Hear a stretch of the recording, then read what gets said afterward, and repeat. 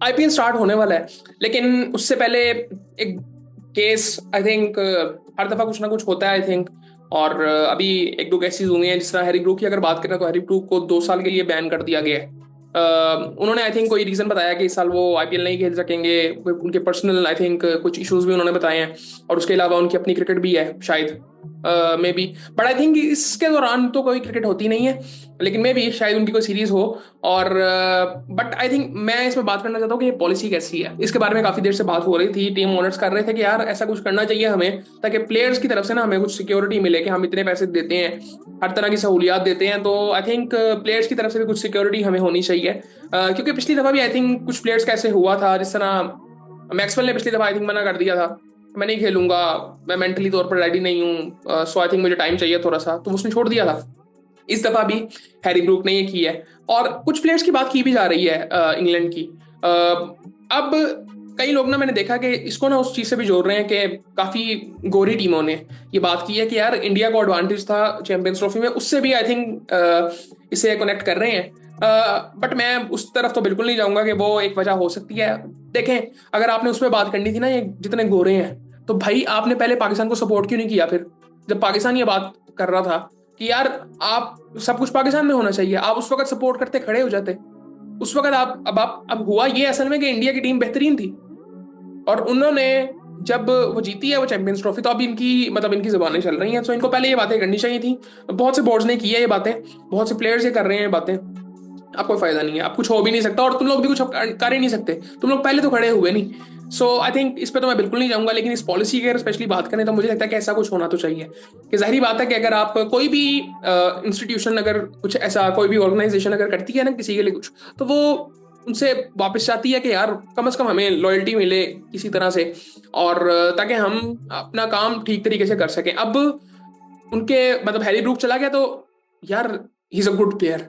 अब उस बंदे को अच्छे पैसे देकर तो बुलाया होगा, बट आई थिंक उसको मेरे ख्याल से 4 करोड़ रुपया दे के बुलाया था। बट आई थिंक वो उसको साइड पे करें पैसों को, लेकिन वो एक अच्छा प्लेयर भी था कि वो उसकी जिस तरह की परफॉर्मेंस थी, रिसेंटली तो नहीं रही है उसकी परफॉर्मेंस, बट वो प्लेयर बड़ा अच्छा है। मुझे याद है कि जब वो पीएसएल खेला था तो उसको फौरन बाद उसको आईपीएल में भी सिलेक्ट किया गया था।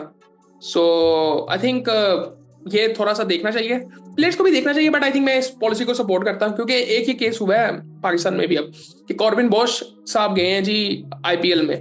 अच्छा, अब फिर वही बात आ जाती है ना कि आपके साथ हो तो सब ठीक, आप किसी के साथ करें तो वो फिर गलत है। लेकिन ये प्लेयर के ऊपर डिपेंड करता है मेरे ख्याल से, कि कॉर्बिन बॉश अपनी मर्जी से गया है ना, हैरी ब्रूक भी अपनी मर्जी से गया है। उसने आईपीएल छोड़ा, इसने पीएसएल छोड़ के आईपीएल में ही गया। सो मतलब वही बात है, किसी के साथ ठीक होता है तो उसके लिए सब कुछ ठीक होता है, जिसके साथ गलत हुआ है तो वो कहता है जी मेरे साथ सब कुछ ही गलत है। सो खैर, ये इस पॉलिसी को मैं मुझे लगता है कि सपोर्ट में करता हूँ। अब ये 2 साल का बैन है, और तो अब ये बात उनको भी तो जाहिर बात है पता होगी हैरी ब्रूक को। अब पता नहीं है, मेरे ख्याल से कंफर्म ये हो चुका हुआ है कि अब वो 2 साल का बैन उन पे होगा। सो अब ये भी हो सकता है कि 2 साल हमें शायद वो पीएसएल में नजर आए। और जाहिर बात है इसके दौरान अब पीएसएल आने वाले टाइम में तो होगा, अब आने वाले टाइम में मुझे नहीं पता कि पीएसएल इससे पहले करवाया जाएगा। मैं बेसिकली समझता हूँ कि आप करवा लें, इसके दौरान ही करवा लें, कोई ऐसा मसला नहीं है, ताकि आपको कुछ चीजें नई भी पता चलती हैं, और करें compete, कोई बात नहीं है ऐसी। डिजिटलाइज कम होती है पीएसएल की भी, बट ऐसा कोई मसला नहीं है मेरे ख्याल से।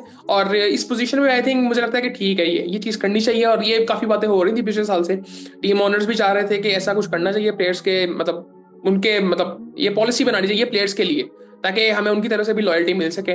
और पाकिस्तान में भी ऐसा हुआ है, उसके बारे में हम दूसरी वीडियो में बात करेंगे।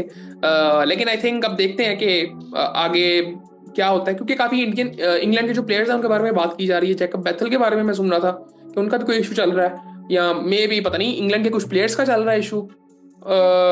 इनका वैसे भी एक इशू चल रहा है कि इनका था कि कुछ लीग्स अगर आपने खेलनी है तो आपको वो जो इनकी अपनी डोमेस्टिक क्रिकेट है उसको छोड़ना पड़ेगा, वो कॉन्ट्रैक्ट से बाहर होना पड़ेगा, तो कुछ प्लेयर्स ने छोड़ी भी थी।